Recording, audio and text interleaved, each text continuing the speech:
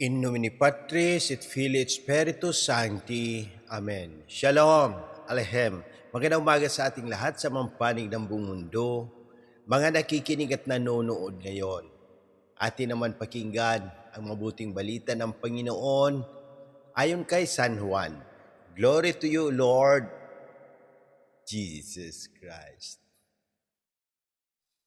Nang mahugasan na ni Jesus ang mga paa ng kanyang mga alagad, sinabi niya sa kanila, "Sinasabi ko sa inyo, ang alipin ay hindi dakila kaysa kanyang Panginoon, ni ang sinugo kaysa nagsugo sa kanya. Kung nauunawaan ninyo ang mga bagay na ito at inyong gagawin, mapapalad kayo. Hindi para sa inyong lahat ang sinasabi ko. Nakikilala ko ang aking mga hinihirang, ngunit dapat matupad ang nasasabi sa kasulatan. Ako'y pinagtataksilan ng taong pinakakain ko. Sinasabi ko ito sa inyo bago pa mangyari, upang kung ito'y mangyari na, ay manalig kayo na ako'y si ako nga.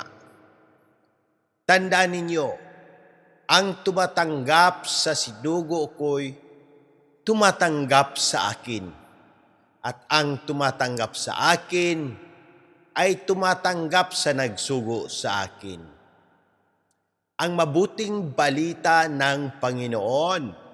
Praise to you, Lord Jesus Christ.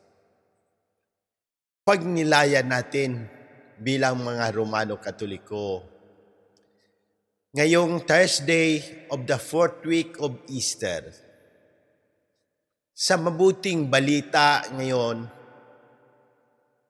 malinaw ang mensahe ni Jesus. Ang alipin ay hindi dakila kaysa kanyang Panginoon. Ipinakita niya ito hindi lang sa salita, kundi sa gawa. Hinugasan niya ang paa ng kanyang mga alagad, isang napakalalim na halimbawa ng kababaang loob at paglilingkod. Kung si Jesus nga na Panginoon ay nagpakumbaba at naglingkod, tayo pa kaya? Minsan, gusto natin tayo ang nasusunod. Tayo ang pinapansin. Pero ang tunay na Kristiyano ay handang maglingkod kahit walang kapalit. Sa unang pagbasa naman, sa gawa, makikita natin ang kasaysayan ng kaligtasan mula sa pagpili ng Diyos sa Israel hanggang sa pagdating ni Jesus. Ipinapakita nito na tapat ang Diyos sa kanyang pangako, kahit hindi natin nakita agad ang bunga. Ano ang mensahe sa atin nito ngayon? Una, maglingkod ng may kababaang loob. Hindi kailangan ng posisyon para makapaglingkod. Sa bahay, sa simbahan, sa trabaho, simple acts of love matter. Pangalawa, maniwala kahit hindi nakikita. Sinabi ni Jesus. Sinabi niya ang mangyayari para kapag nangyari, maniwala tayo. Faith is trusting God even when things are unclear.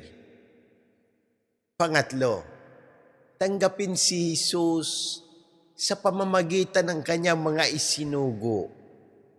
kapag tinatanggap natin ang simbahan, ang mga pari, at ang aral nito, tinatanggap natin si Kristo mismo. Halimbawa mula sa mga church fathers. Si Saint Agustin, nagturo na ang tunay na kadakilaan ay nasa humility. Kahit siya ay makasalanan noon, nagbalik loob siya at naging santo. Patunay na walang imposible sa Diyos. San Juan Crisostomo, binigyan din niya ng paglilingkod sa kapwa ay paglilingkod kay Kristo. Si St. Ignacio de Antioquia, kahit sa gitna ng pag-uusig, nanatili siyang matatag sa pananampalataya. Believing even without seeing. Ano ang dapat natin gawin bilang mga Romano Katoliko? Magpakumbaba at maglingkod araw-araw. Sumunod sa mga kautusan ng Diyos at turo ng simbahan. Manalangin at magtiwala sa Diyos sa lahat ng pagkakataon. Magpakabanal sa gitna ng modernong mundo na puno ng tukso. Magbalik loob agad kapag nagkasala.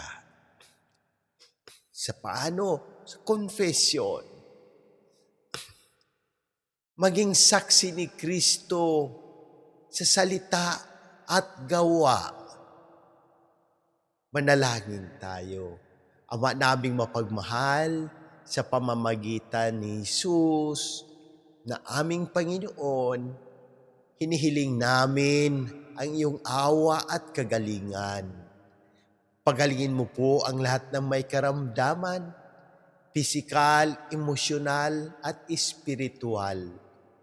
Lalo na po sina Monsignor Ismael, Padre Arnel, Padre Ayan, Padre Lorenzo Boots, Padre Cesar, Padre Boy, Raul, Jonah, Adela, Fatima, Raymond Lawrence, Faith, Rino, Rochelle, Irene, at ang buong pamilya namin at ang lahat ng nakabasa, nakinig at nanunood nito. Gabayan mo po ang aming mahal na Santo Papa, ang mga obispo, mga pari, lalo na si Monsignor Claro Caluya, Sister Sara, Cherry, Elinda, at ang buong simbahan. Pagpalain mo rin ang gobyerno ng Pilipinas upang mamuno ng may takot sa Diyos. Ipinagdarasal din namin ang mga yumao, lalo na sina Papa Francisco, Janet, Hiram, at lahat ng aming idinasal na sila'y iyong tanggapin sa iyong kaharian. Sa pamamagitan ng mahal na Birheng Maria, iligtas mo kami sa lahat ng unos, kalamidad. Ito ang aming dalangin sa ngalan ni Jesus. Amen. In nomine Patris et Filii et Spiritus Sancti. Amen.